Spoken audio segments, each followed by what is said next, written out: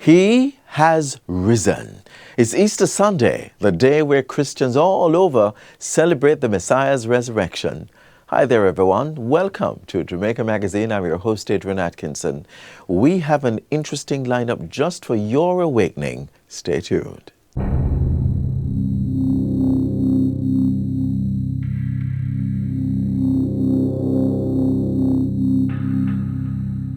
I remember we had a case where the client reported that a particular member of staff at a facility sent information to our community that she's at the facility accessing HIV care. The news got to our community while she was sitting in the waiting area, and when she attempted to deny it, the person who messaged her about it sent her a picture of her sitting on the bench in the waiting area to say, see it there, you can't tell me, say you're not up there. These breaches of confidentiality are barriers to people coming forward. Just imagine the next person from that community who find out that they have HIV and they remember what happened to Mary, they are not going. And then that is why you find people stay away from the well-needed health care, and then sometimes we stay on the sidelines and think they are just evil people who wants to go and spread HIV to everybody else.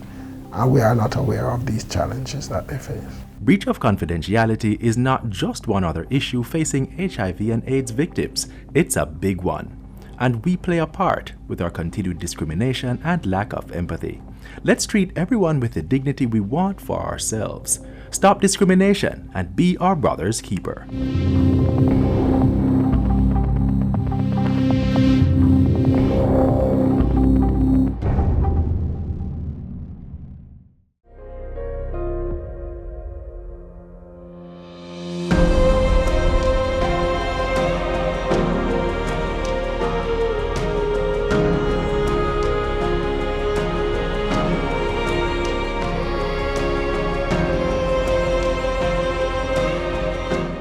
The resurrection of Jesus Christ is at the heart of Christianity.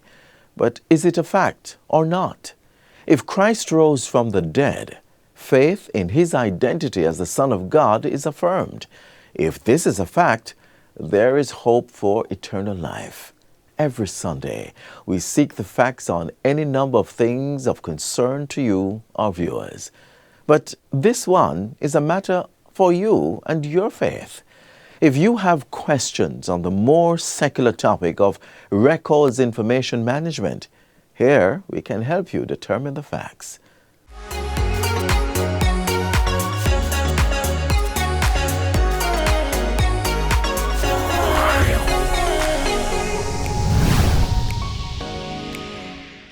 Welcome to Get the Facts, the program that provides you with information on government's policies and initiatives. I'm Theodore Henry. Our discussion today focuses on records information management compliance, which is important for so many reasons and its significance for national development.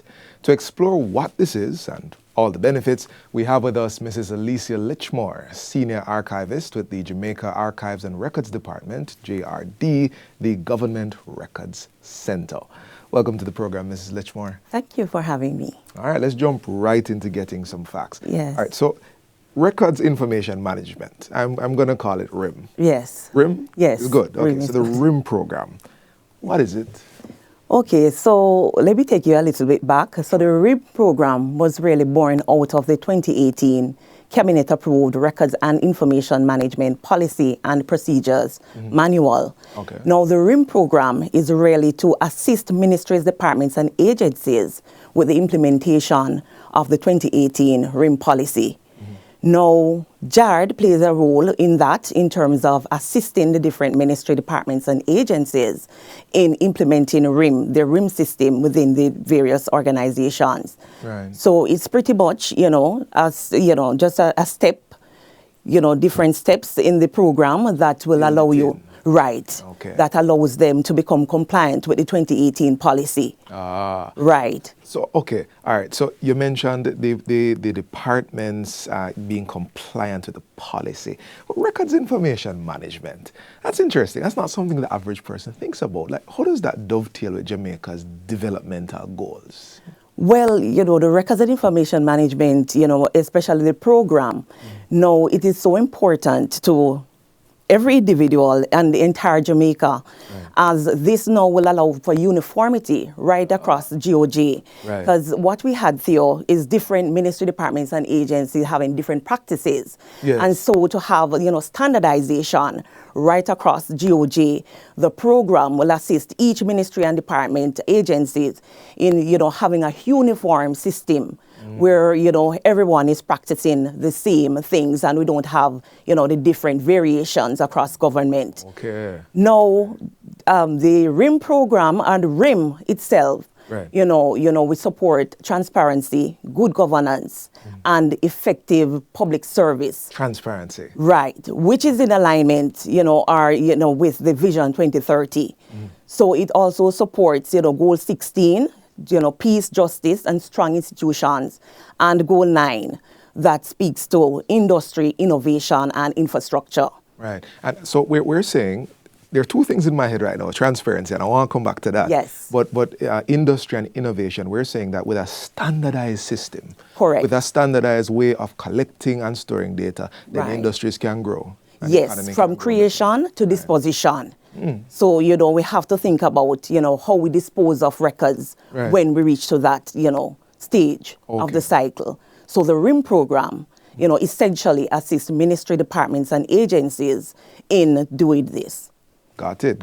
Transparency. Talk to me a little bit about that. Why is that important? Well, it's important, and especially with the 2022 Access to Information Act. Yes. Right, that transparency where, you want to ensure that, the public have access to certain government institutions, that some of them, we're not privy to. Okay. All right. So for transparency, again, good information governance is important in order to have transparency, because if you don't have your records organized in a systematic way, then that will have some challenges for transparency. Right. And then, that has some bearing on how the public interacts with their government. Correct. Right. So you want the government to be open to interaction and people to be able to find information. Yes. Right, in a timely manner. That's important. Yes, very important. And I can also assume that there are some practical benefits. For example, if we're interacting with RGD and then the tax office, you're saying RIM, the idea behind the RIM Act is to standardize the data and the interactions between these agencies. Correct. Less trouble for me as the person. Less trouble for you and less time waiting for the information that you require. Right. So, so various programs and sub-programs we've heard have been designed to support the goals of RIM. Can you tell us a little bit about these programs? Well, just a little bit in terms of the administration of the Access to Information Act. Right, which, again, speaks to transparency and access to government records. Right, it supports RIM, and RIM supports that initiative.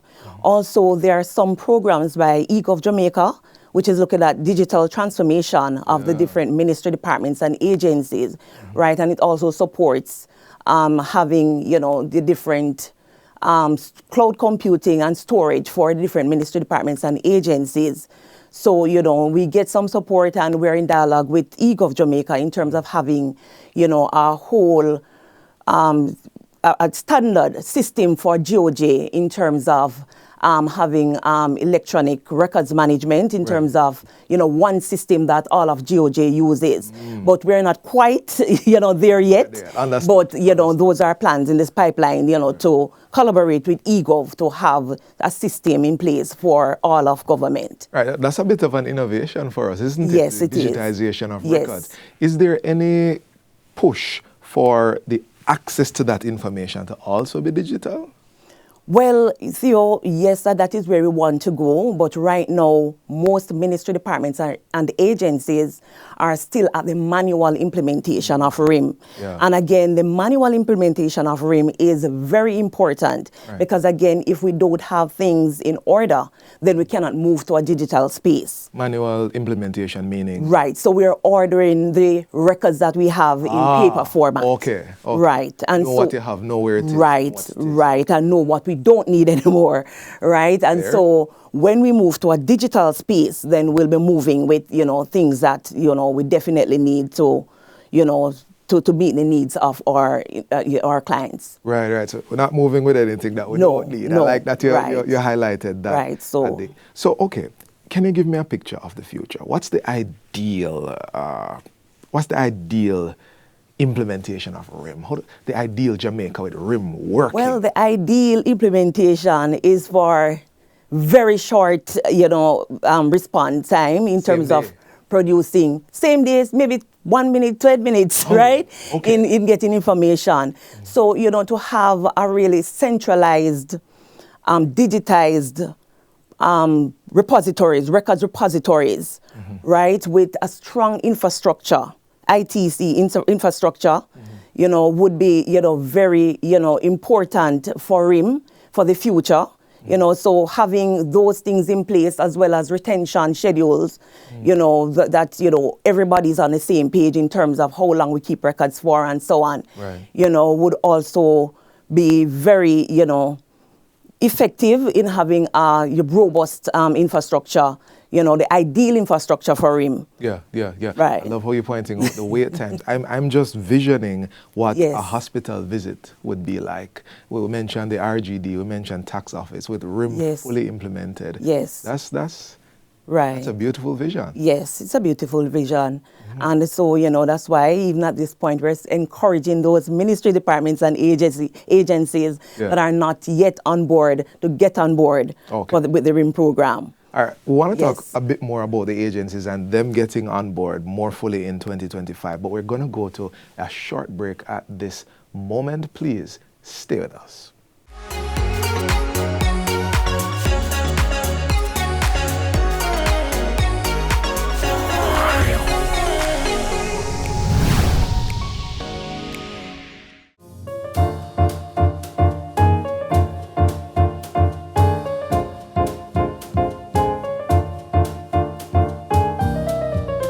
Are you an entertainer looking to refine your skills? This is the T for you. The Tourism Entertainment Academy is now open and is looking for people like you. The Tourism and Entertainment Academy is no longer a concept.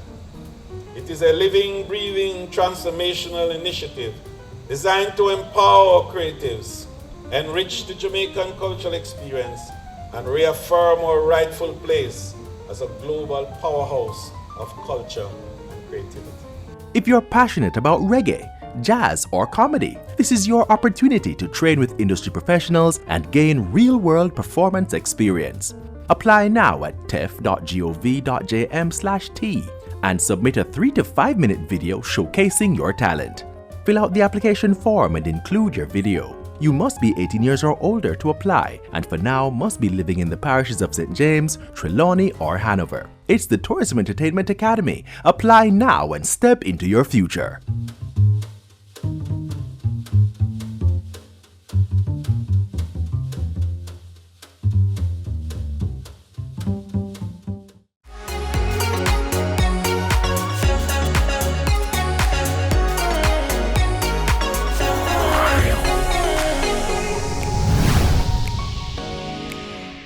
Welcome back to Get the Facts. Our discussion continues on records information management with Mrs. Alicia Litchmore, Senior Archivist at the Jamaica Archives and Records Department, JARD. I'm happy you let me know that it was JARD. Yes. Because in the intro I said JRD, Yes. but JARD is good. Very Right. catchy. Yes. All right, so Lady Litchmore, we have an interesting workplace in Jamaica today. Yes. With the advent of COVID, we moved online. Right. And then when we were finished with COVID, some came back in person, others didn't. So now we have this hybrid workplace. Right. Does RIM take that into account? Well, each institution should take that into account. Right? Okay. Because again, we must remember, we must care for electronic records, in the same manner that we do for manual records. So yes, there would have been, information generating electronically. Right. And so we must ensure that the bridge, there's a gap, we bridge the gap as it relates to the manual systems that we have and the electronic system, creating the hybrid.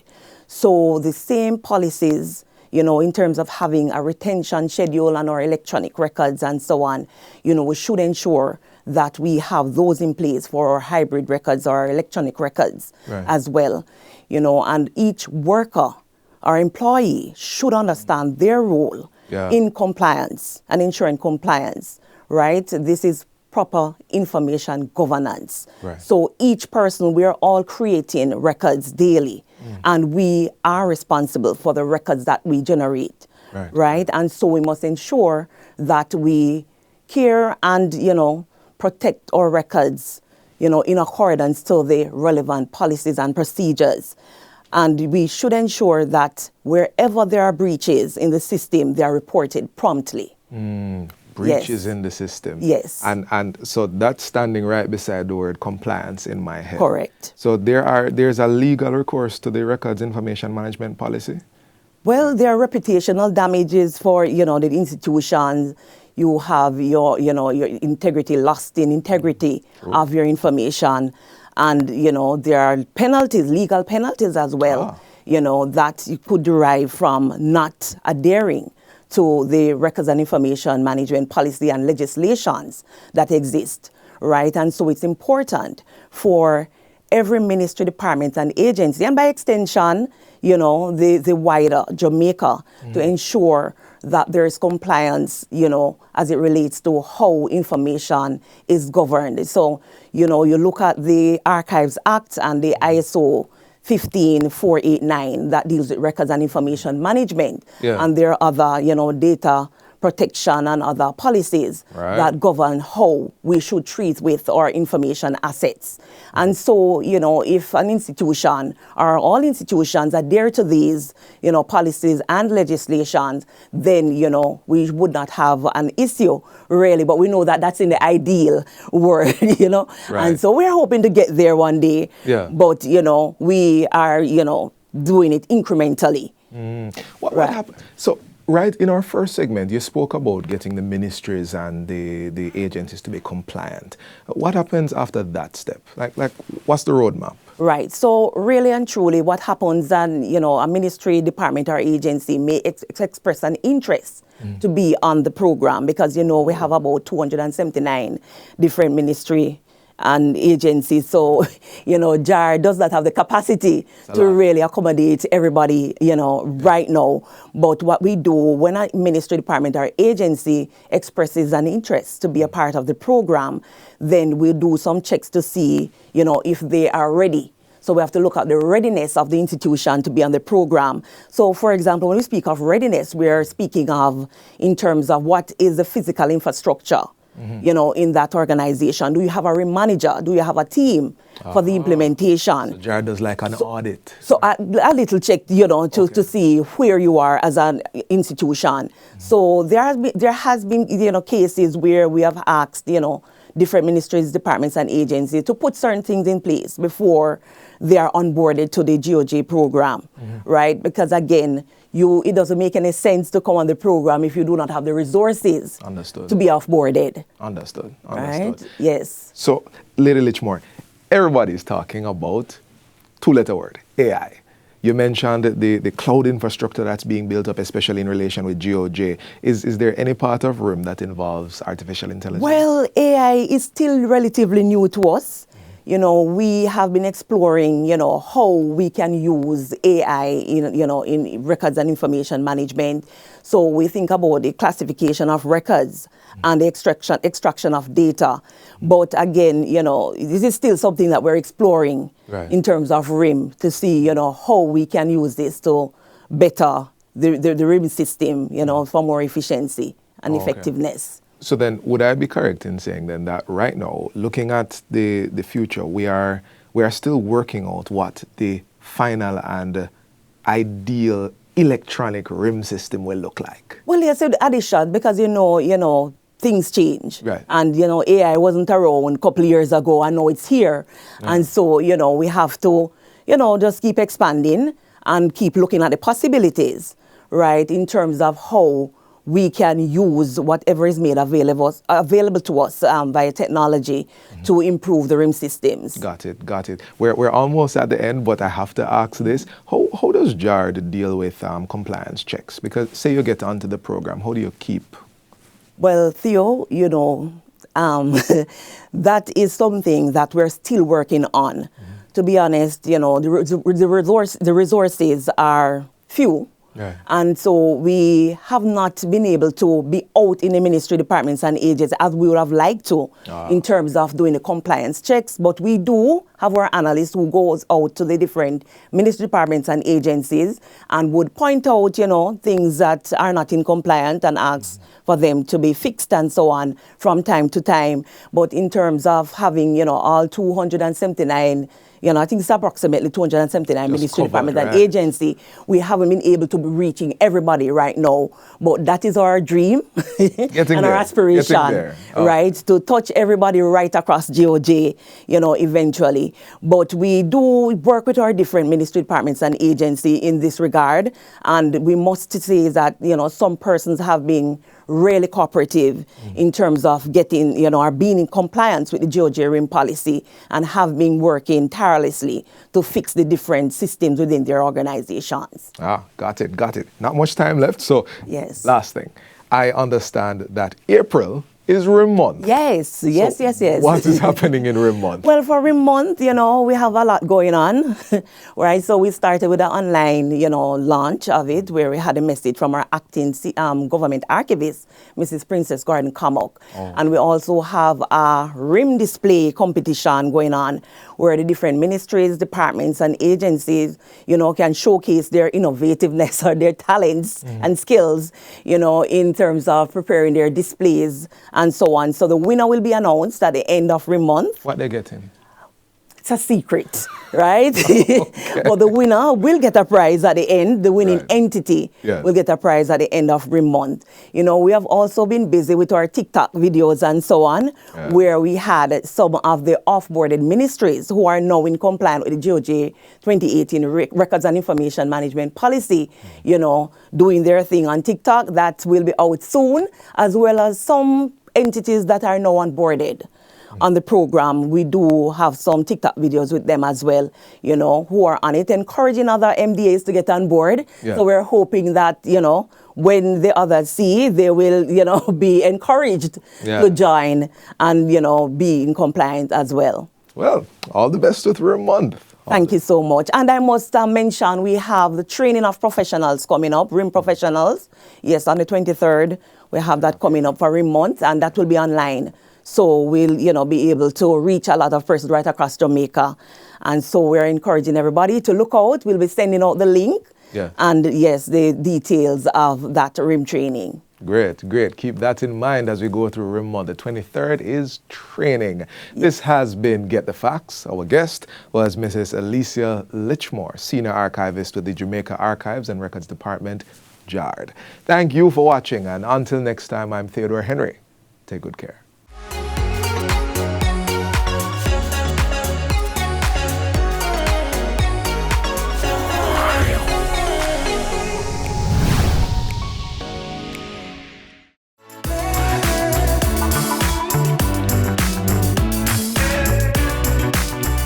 This animal is in danger due to our lack of regard for it, a feeling rooted in our lack of education about the species.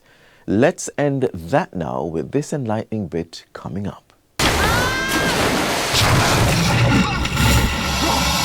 It is a humongous reptile that drives fear into most people, and rightfully so. But the National Environment and Planning Agency, NEPA, wants Jamaicans to know that this is not at all true for the American crocodile, the only species of crocodile found in Jamaica.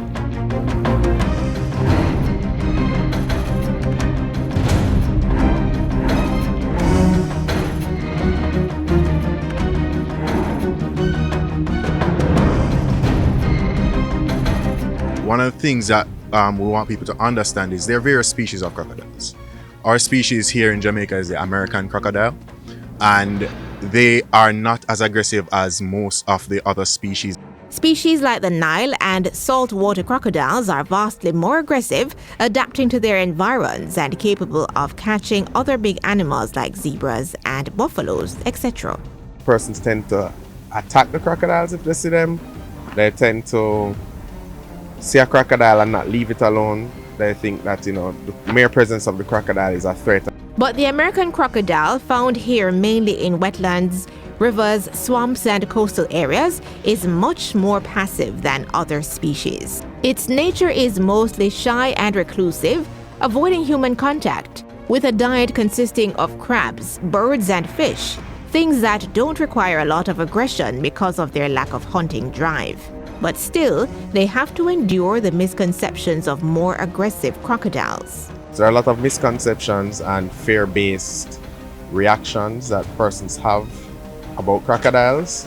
There's a lot of fear, and to a certain degree, rightfully so. They are large predators. They can be harmful, but a cow or a dog is equally or more so harmful, and persons encounter those fairly regularly and get more injuries than crocodiles. A lot of people have the conception that the animals are out to get you. Like, they're coming in your space because they're hungry and they want to eat you and all of these things. Ideas that are fueled by movies and documentaries. And with more infrastructure being built and people moving into wetland areas to live, more Jamaicans are coming into contact with crocodiles, a recipe for disaster, not just for humans, but the animals too. Institutions like the Holland Bay Crocodile Sanctuary in St. Thomas aid in their preservation. One of the biggest threats when it comes down to the population of the species, aside from habitat loss, is poaching, human interaction, all of these things. So a facility like this allows for people, the general public, to come and understand how the animals operate. It's basically getting people exposed to this particular species as well as the type of environment they live in, and it's an educational process for them. The sanctuary serves as a research and monitoring center that also does outreach and training programs. Jamaicans are invited to the Holland Bay Crocodile Sanctuary to learn more about the American crocodile. Knowing more will aid in our interaction with the animal and help us understand the many reasons why conservation is important. One of which is the fact that they have been described as wetland engineers. In the wetland, you have areas that the crocodile would habitually go through, and it creates this channel and it connects that water source to another water source. Without those channels, they would then be overgrown by some of the reeds. Why this is important is that those channels allow for juvenile fish. It allows connectivity between the wetlands, the estuaries, and sometimes the sea. Environmentally, it allows for better hydrology for mangroves.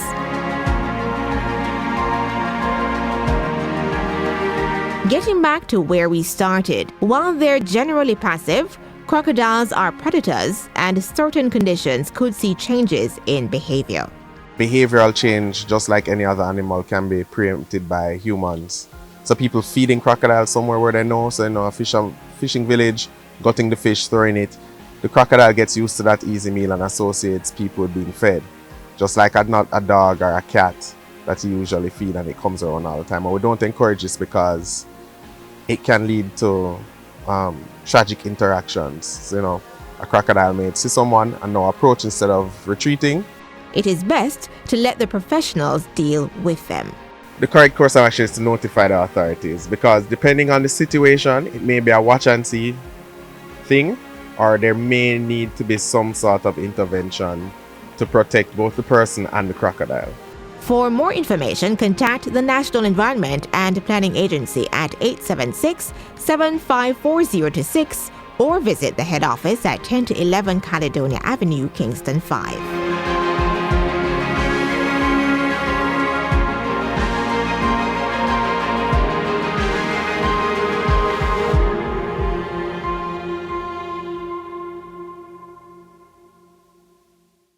And with that, we've come to the end of today's show. To catch a repeat of this or any other, feel free to log on to our website, gis.gov.jm. Until next time, I'm Adrian Atkinson. Do take care.